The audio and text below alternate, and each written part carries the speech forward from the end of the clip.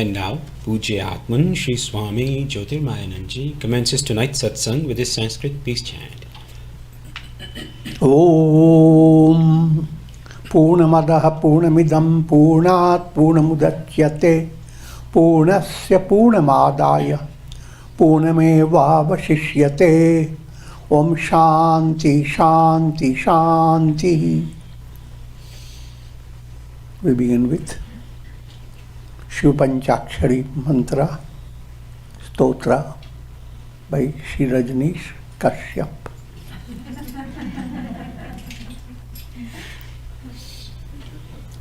Nagendraharaya Trilochanaya Bhasmangaragaya Maheshwaraya Nityaya Shuddhaya Digambaraya Tasmai Nakaraya Namah Shivaya Tasmai Nakaraya Namah Shivaya.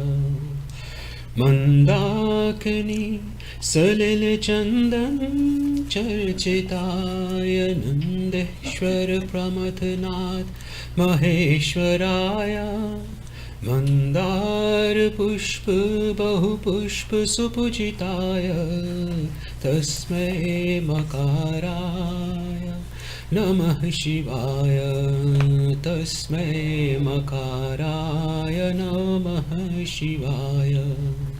Shaivaya Gauri Vadanabja Vrunda Suryaya Dakshaya Dharnashikaya Shri Nilakantaya Vrishabhadvajaya Tasmai Shikaraya Namah Shivaya Tasmai Shikaraya Namah Shivaya. Vasishtha Kumbhodha Bhavagatmaya Munindra Devar Chittashekharaya Chandrarka Vaishwanar Lochanaya Tasmai Vakaraya Namah Shivaya Tasmai Vakaraya Namah Shivaya.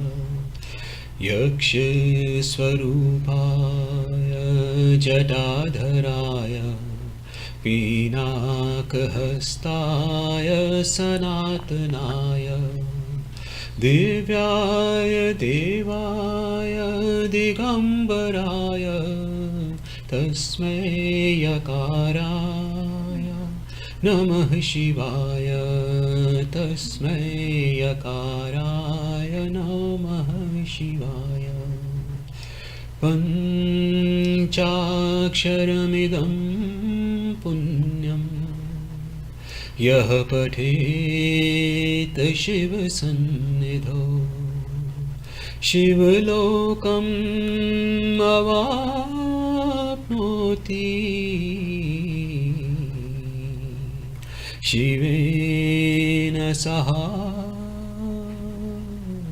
modite.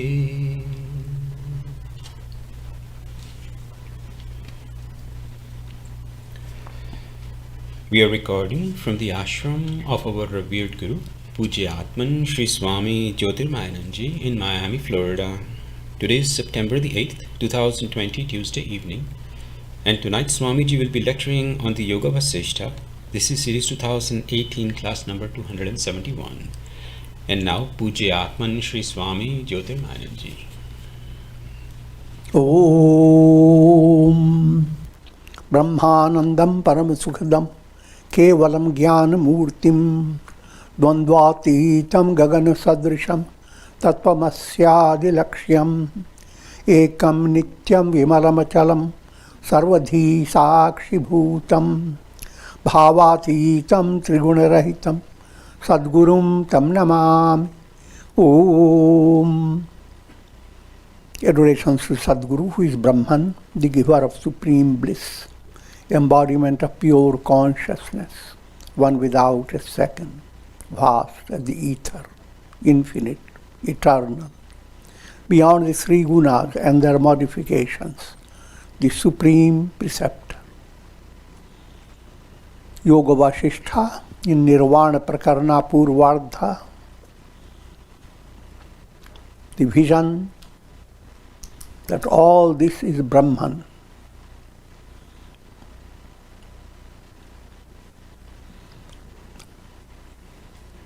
The teaching is giving you insight into the practice of affirmation. Allow your mind to come to relaxed state. And during that state, open your vision.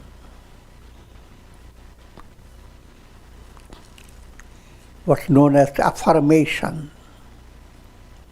Create a visualization. Visualization, the term itself is allegorical.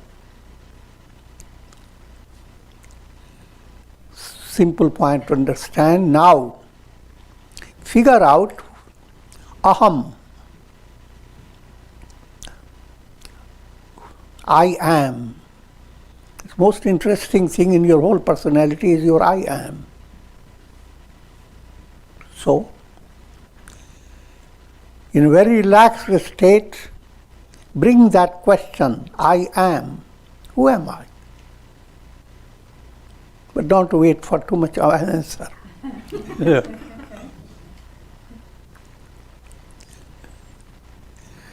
Create affirmations. And how does that follow? It will. Sage Vasistha is giving these teachings to Lord Rama. I adore that self, which is like the ever-risen sun, which is beyond all limitations, which is the underlying reality behind waking, dream, and deep sleep states.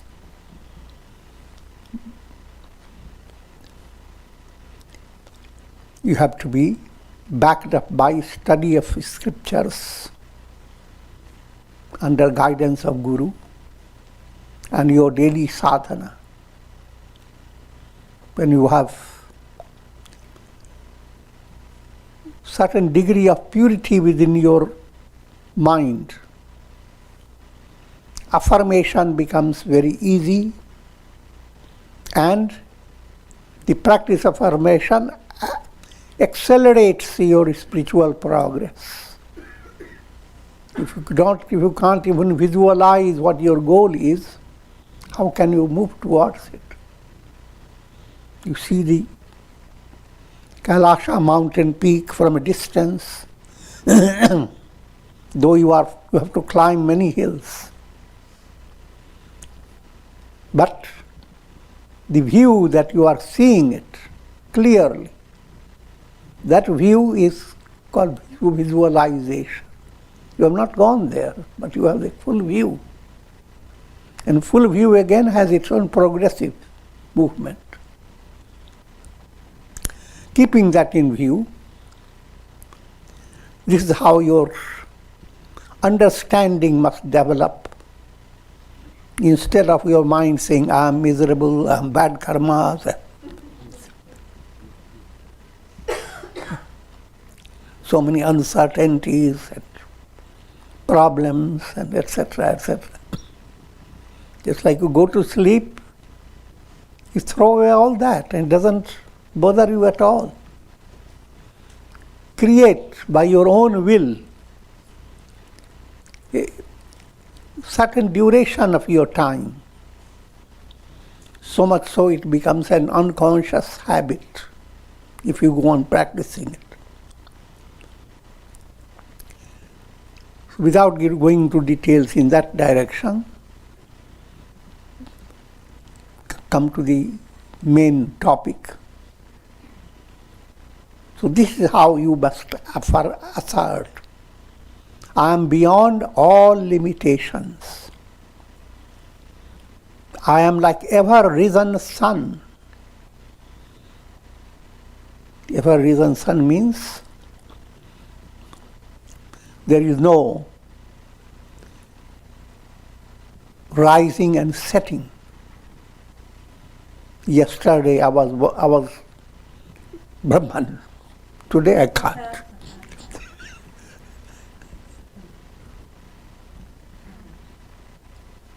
So no such rising and setting. But I'm ever risen, ever present, unchanging self, which is beyond all limitations. Limitations are time, space, causation, which is the underlying reality behind waking, dream, and deep sleep states. Waking, dream, deep sleep states are created by your mental projections, chitta. And that point we have talked many times.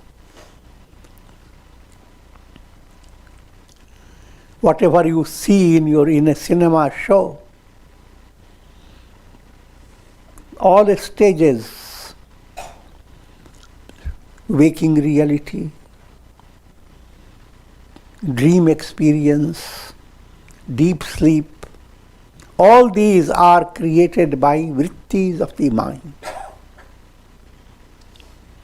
And the entire mindset is pure consciousness, chit.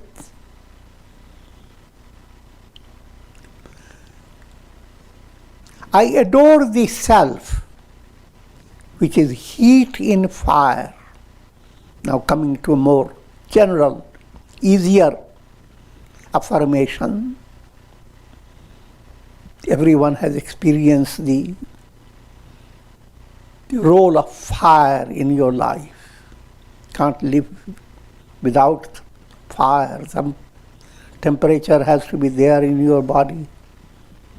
And fire, without that you can't have your tea. And without fire, all this life will not flourish. So I am that self which is heat in fire, coolness in ice, nourishment in food, nectar, nectarine luminosity in the moon, and blackness in the night.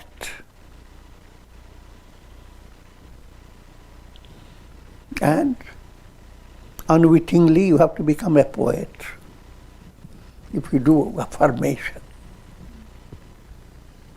because this is the highest form of poetry. The whole universe is no longer a topic of distress, but is a topic of universe, unique verse. Because when you see it all, self appearing as all, Brahman appearing as all this,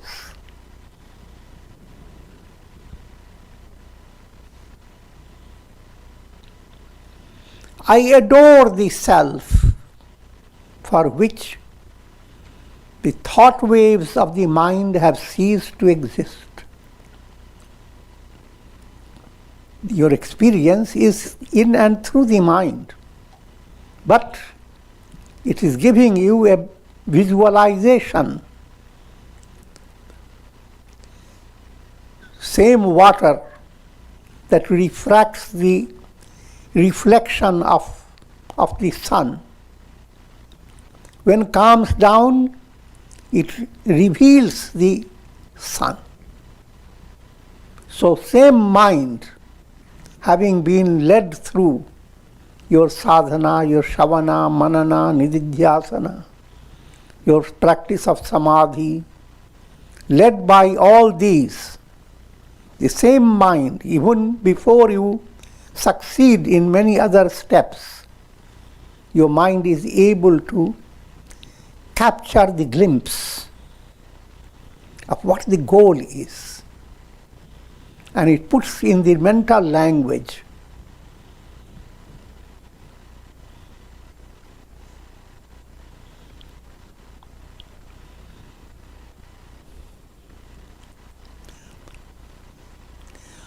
I am that self which is free of all karmas, which is devoid of anger and agitation. Mind is addicted to anger and agitation. These powerful addictions. For the masses, this is perfectly normal. You don't find anybody angry for 1 or 2 days. Something has gone wrong. I'm joking, but it is simple to understand. It's a lifelong project in every individual to face your challenges but not be agitated, not by anger or agitation. But then generally the first reaction is agitation, something you don't like, and even without studying properly you get agitated. And that agitation has another name, anger. Anger doesn't always mean having red eyes and teeth jumping out of the lips.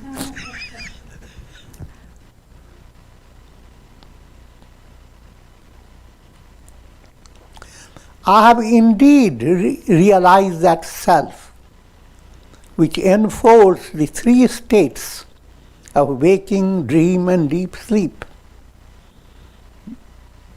Bring to your mind, I am beyond.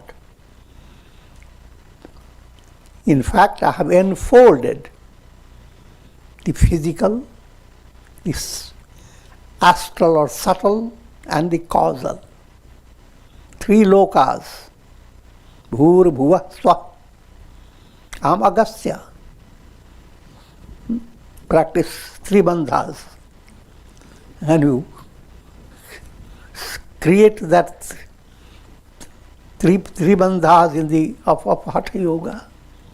Mental visualization that you have grabbed the physical world in one sip, the subtle world of your sentiments with another sip, and the third world of your intellectual world.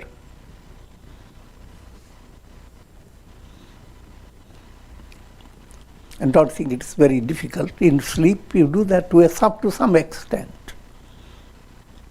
But now you are doing it with your own awareness and your will.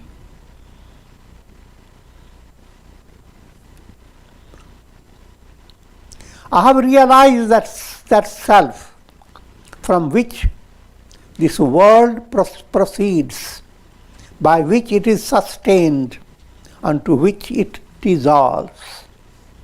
This is the definition of Brahman. Brahman is that Upanishads have brought this statement. From which this world proceeds. Through Maya of Brahman, the world comes to exist. And by which all this is sustained, unto which it all dissolves. That's Brahman, the Absolute. And that's I am. I have attained that self, who is the supreme friend. Now at the same time, when you are practicing this, your heart tends to become dry. There's nothing loving or warm feeling about it. Oh, this is just Brahman. Now supplement that, because that visualization is not complete if your heart does not share the visualization. If your heart feels thrilled by the visualization. And how do you get thrilled? Friendly feeling, very close-knit feeling of mother and a baby, friends, and Madhurya Bhav as Radha and Krishna. All depends upon which state you are.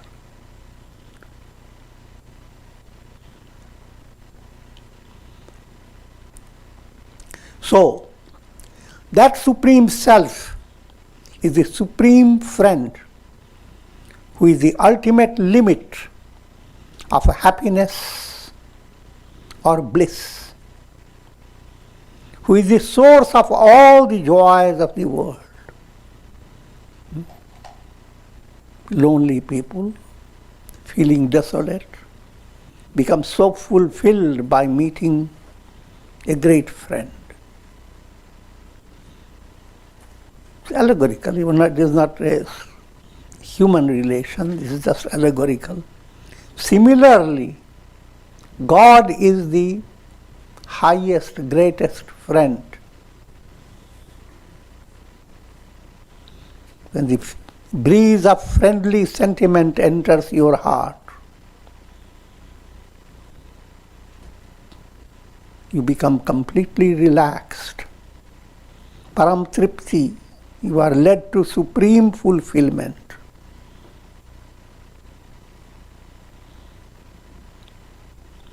I have attained that self who is the ocean of love, sporting with its waves and whirlpools. The attainment of self is like you are diving in the ocean of love, ocean of nectar.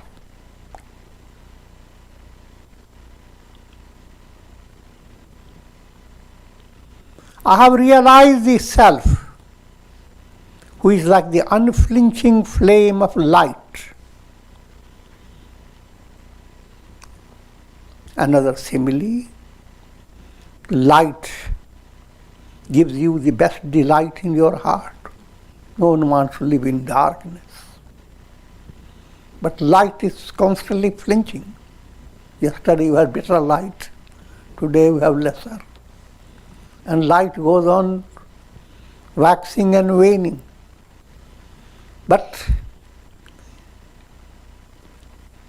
the essential nature of I am is light of lights. That's unflinching. No rising or setting. No waxing or waning. Undistracted by the gusty winds of desires. What makes the light fluctuate? Your desires. You are dependent on the world of your desire. And that's because of ignorance, because you don't need that dependence. The sky doesn't need to depend upon clouds. Sun doesn't need to depend upon all the reflections and the rainbows. Your self doesn't need to depend upon the desires of your mind. Because all the desires that your mind holds, they are in the realm of illusion.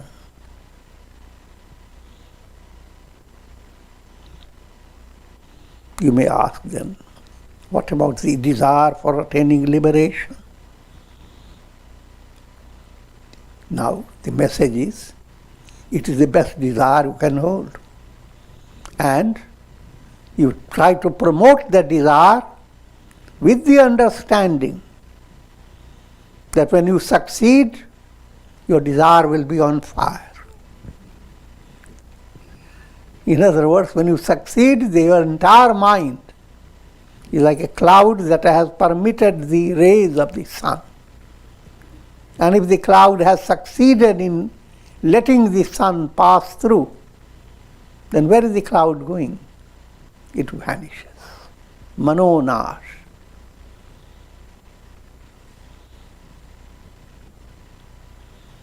And that's liberation. That Brahman is ever-present reality. Brahman does not rise or set.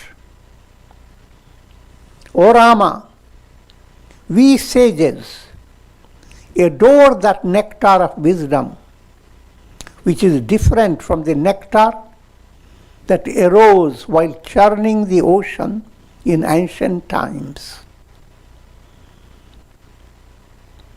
Different from the nectar that was stolen by Garuda.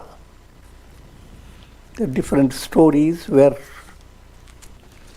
the whole story of Amrita Manthan, churning the ocean, and thereby nectar was brought up, and gods were given nectar, and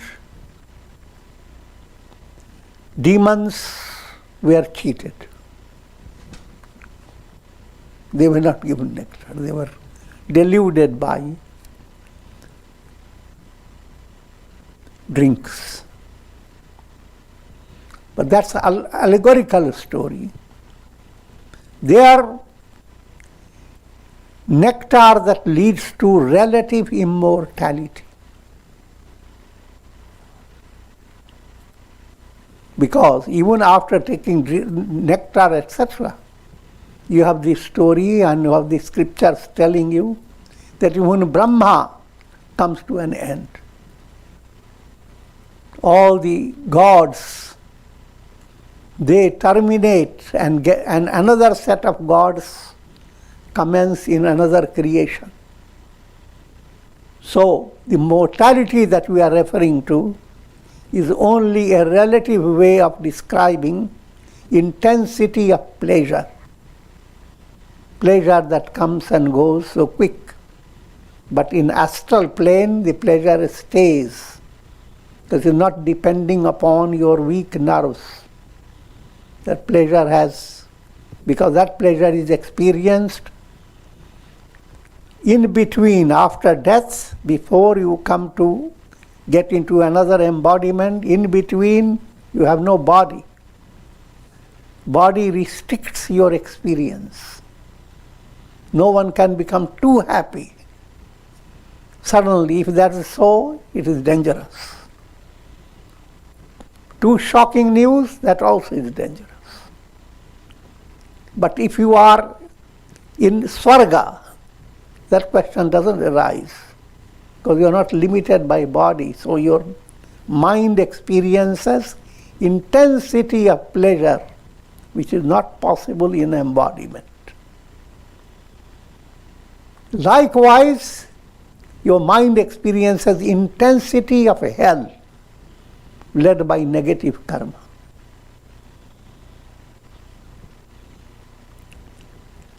But having understood that, coming to the practical world,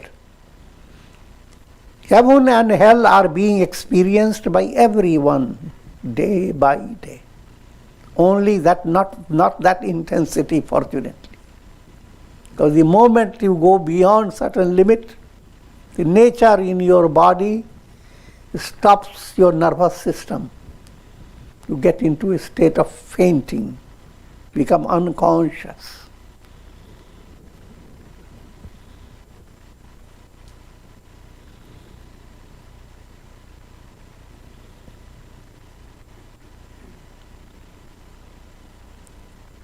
O Rama, an enlightened sage abides in the vision. I am the substratum behind this illusory world process.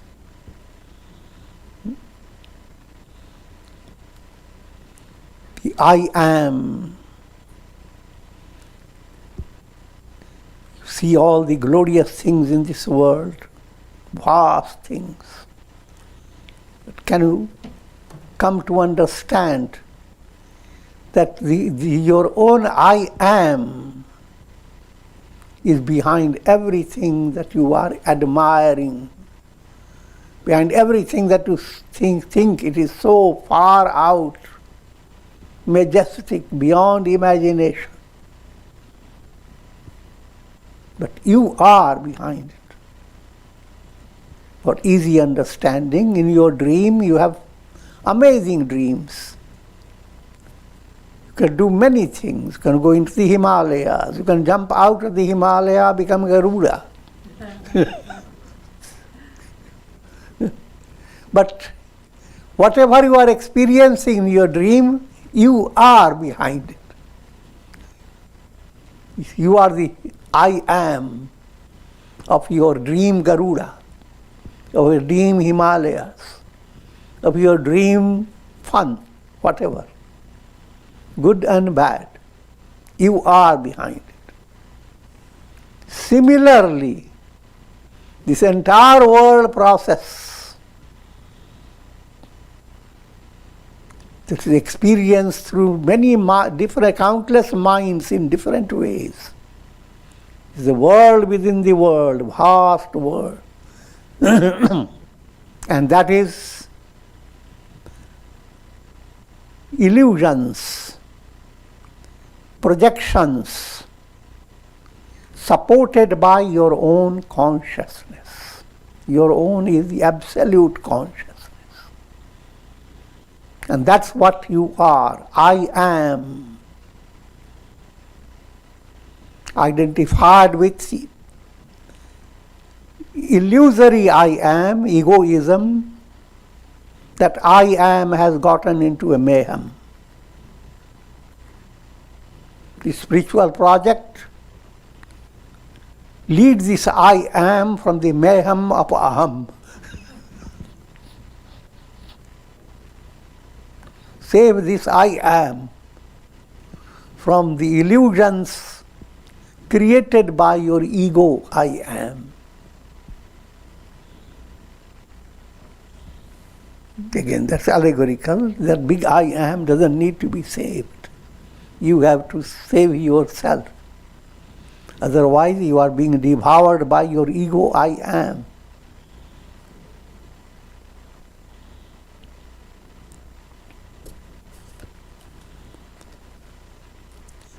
Section 12. This is Nirvana Prakarana Purvardha. The divine state of the sages. Sage Vasistha continued, O Rama, the enlightened sages, though apparently existing in this world of time and space, in reality abide in the self that is non-dual, homogeneous, and the supreme reality.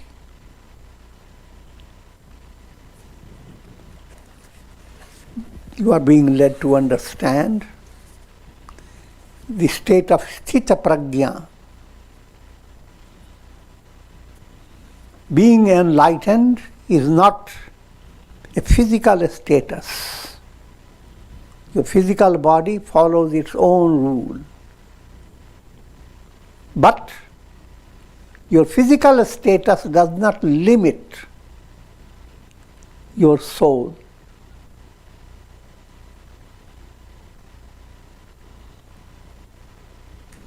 In a broad way to understand, clouds do not limit the sky. The sky may become obscure to human eye, and the fault lies in the clouds. But then, basically, it is your fault to think the sky has been obstructed. The sky has never been obstructed.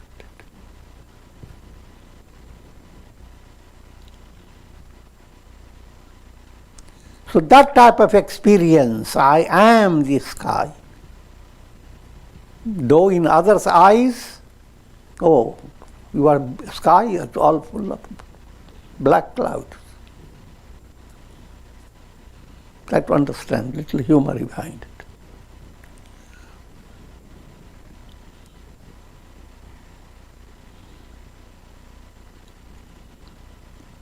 With their intellects rendered subtle by Vedantic inquiry, externally, the sages perceive Brahman as the reality behind the apparent world.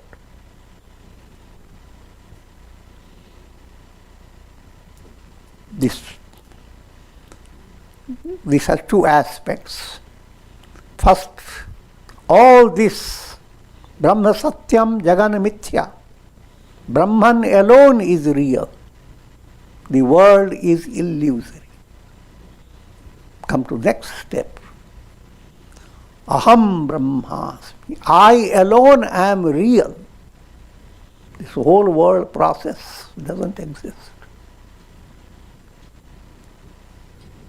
It's just a dreamlike appearance.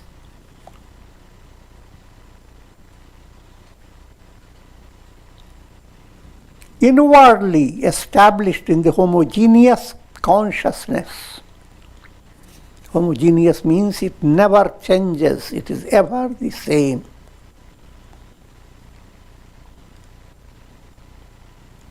And outwardly performing their duties without attachment. The sages neither adore life nor condemn death. For ordinary mind, it's a great blessing when you hear someone gives you the blessing, may you live long.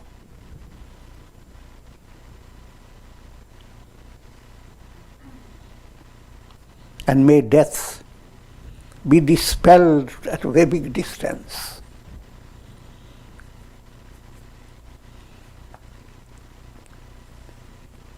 When you have the enlightened view, living long means maintaining your body. That's not really a blessing. It's a big trouble.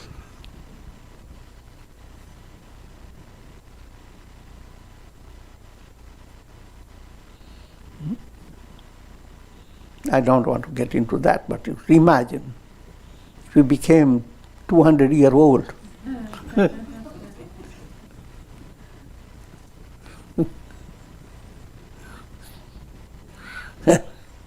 And your hair covers the whole body.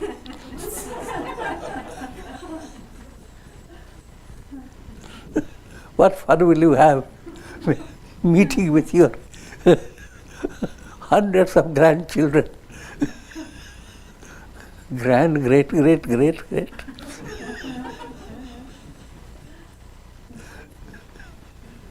But to the masses, it's a wonderful.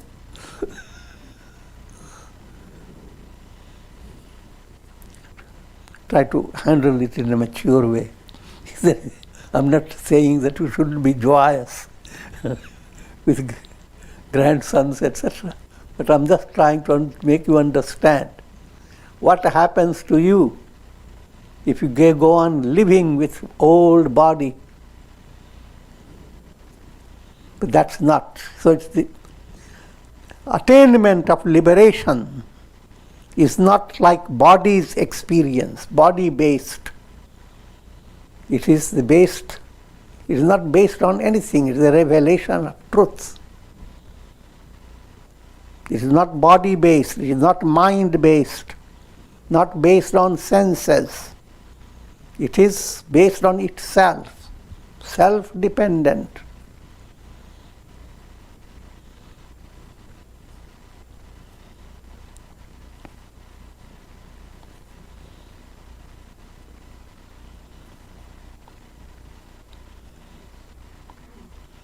So neither should you adore life nor condemn death.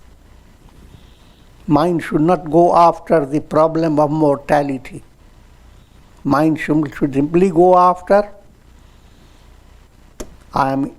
remember the three aspects, as Hanuman has expressed, Deh buddhyatu dasoham. To the extent you have hold body identity, be a servant of God.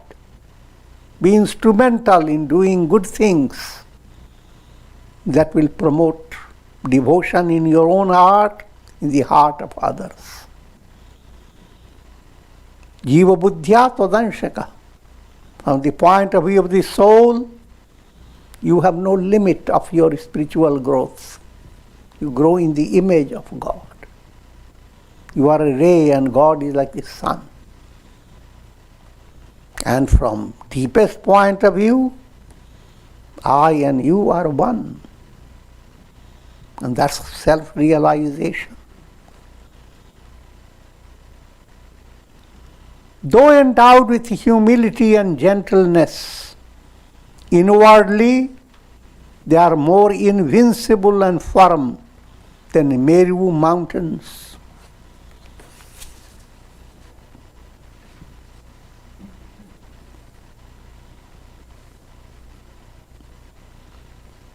That again point out when we say it should be firm internally. Now people make it, twist it. They become physically with stiff appearance. I'm firm, so firm, people don't want to look at it.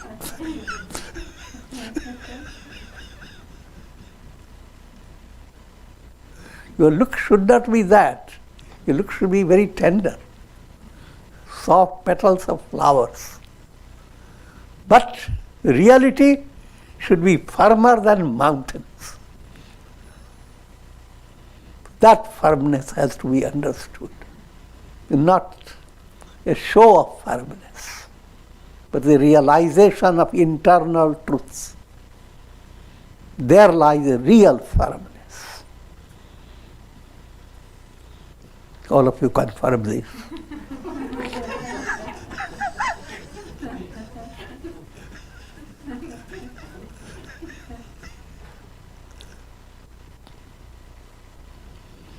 Just as gods sport in heavenly gardens, so too these sages enjoy the bliss of the self while sporting in forests, islands, cities and villages. For them, this world is converted into a celestial garden.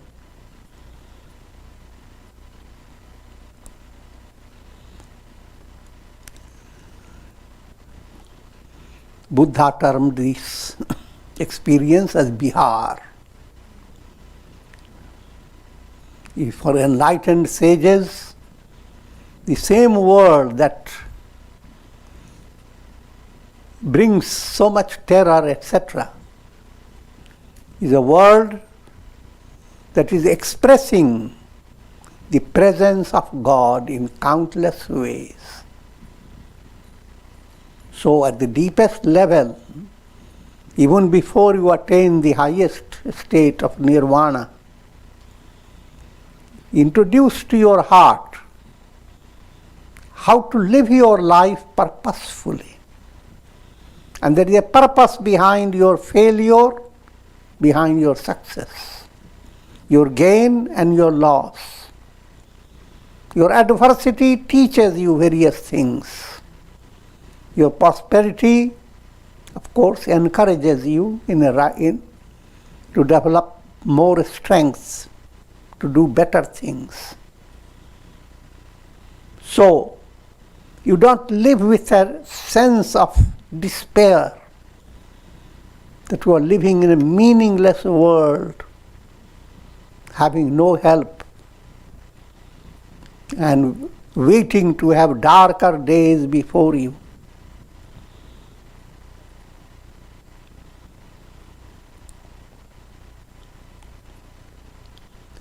There is another point to understand. We talk about manoranjan versus atma vihar. Manoranjan, we live in the world to please your mind. Whatever you go after, delighting your mind. That's called manoranjan. Your mind has become bored. So suddenly you develop the idea, somebody advises you, you develop your own idea. How can I get out of this boredom? No, there's a wonderful liquor house. You can hear all the sound comes from it. I'm joking, but all manoranjan is not the same, but I'm picturing the Rajasic, Tamasic type of Manoranjan. The same Manoranjan can be Sattvic. So in sadhana, you switch your attention to that type of entertainment that allows your mind to end up with spiritual inspiration. And that becomes great art. That's called yoga karmasu kaushalam. It's great art. That you live your life and make and set an example for others in a way that they discover inner strength and they are inspired to go after the revelation of who am I. Of these enlightened sages, some are great rulers. They perform their duties by subduing enemies, enhancing royal treasuries, and by promoting order and harmony among the subjects. The illustration is being given of great Janaka, was a great ruler, did all the things needed for a ruler to do, and yet he was absolutely untouched. So no matter how your external role is there in the world, what status you have, money-wise, power-wise, politically, etc.,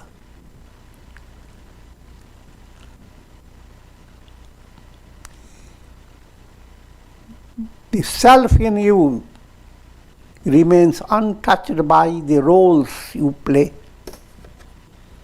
You can be king, you can be sannyasi, and you may not be real sannyasi. You can be a king and you can be a real sannyasi.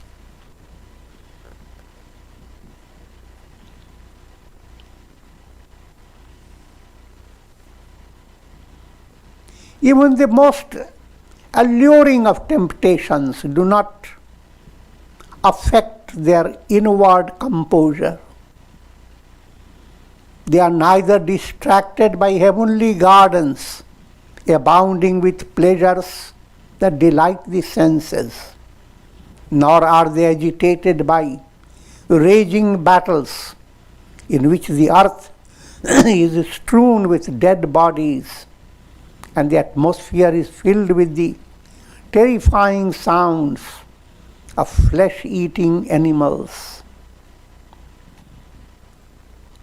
Tatatyangar varshecha vati vapar malayanile.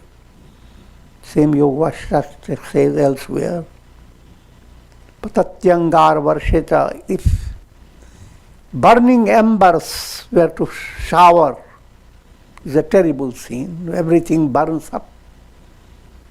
Great calamity is showering. Or gentle breeze, fragrant with sandalwood, touch, blows within a nice forest. For the enlightened one, both are one and the same.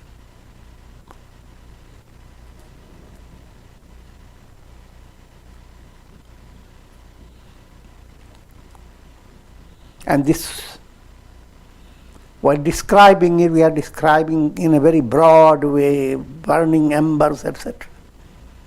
In experience, external world may be calm and quiet. Your nerves can give you all types of miseries, worse than burning embers, and better than Malayanilam. So that point has to be understood. So in spite of whatever goes on in your nervous system through your mind, enlightened state puts you beyond all these. Just like you are dreaming. But when you come to know it is a dream, you are as if placed beyond the dream range, the dream limitation.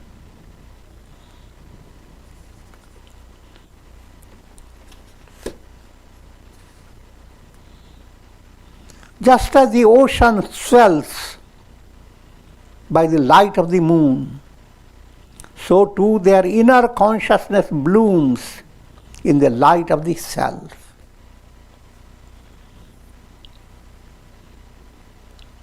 This is the role of the moon. But moon term here relates to purified feeling. Remember, in Uttarayana Marg, first we start with fire, Agni. Then we get into the sun, Jyoti. Then aha, everyday life becomes joyous. If you have Vairagya and Viveka. Vairagya is Agni, fire. Viveka is light. Agni, Jyoti, aha. And then what comes? Shukla. Moon, the role of moon. The firmament of your heart shines with moon that goes on waxing more and more. All this is allegorical. So that process is called Ananda.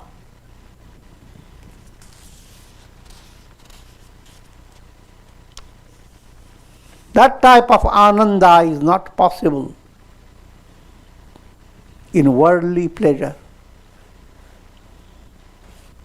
They are not like the ignorant whose faces glow by the fictitious glimmering lights of eat, drink, be merry.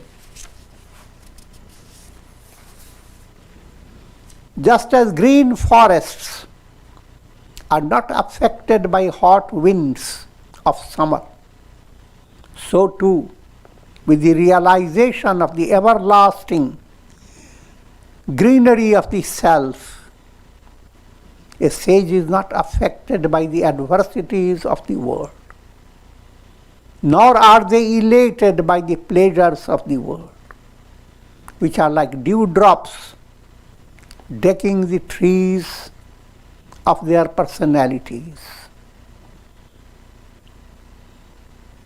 O Rama, emulate their example and abide in the self.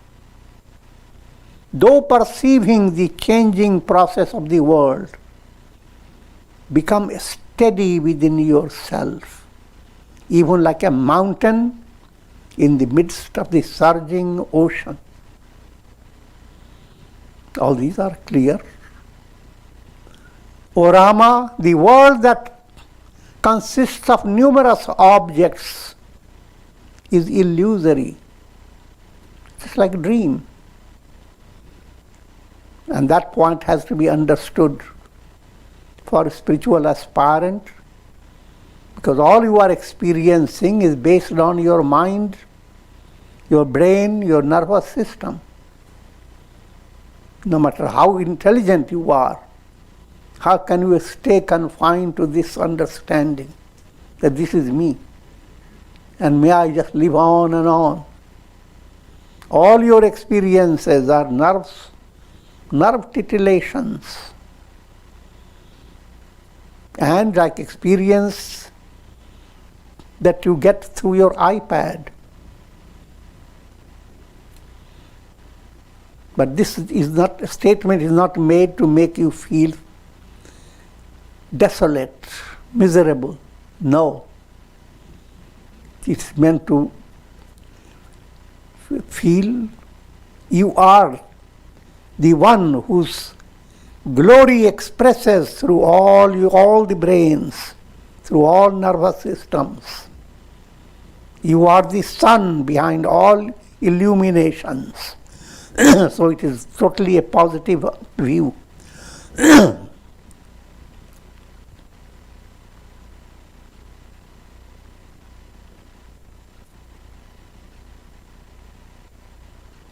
O Rama, why should you grieve like the dull-witted? Why should you be agitated like the ignorant? You are the divine self. Now, what a subtle message behind this type of teaching. When we say why, it simply means if you do your sadhana, your goal is to become absolutely free of grief. Ashotyananvashochastvam, Gita says. All you are grieving for is not worth grieving for.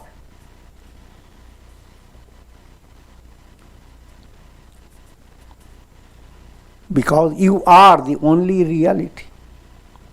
You are the divine self. Realize your essential nature and abide in the supreme bliss.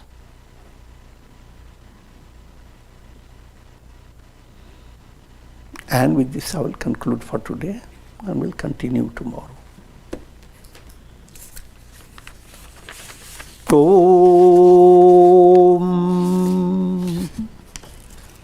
Ram Ram Ram Ram Ram Ram Ram Ram Om Namah Shivaya Om Namah Shivaya Om Namah Shivaya Om.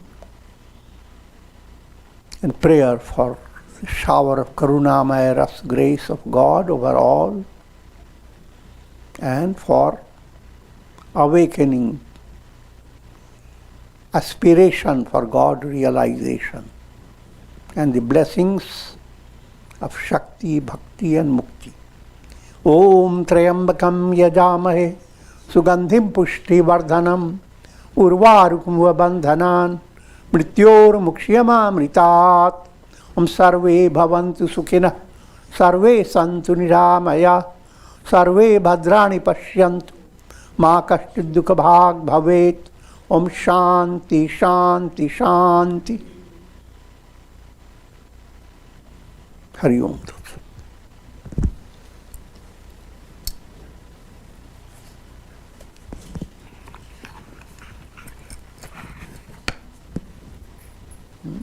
Any questions they have?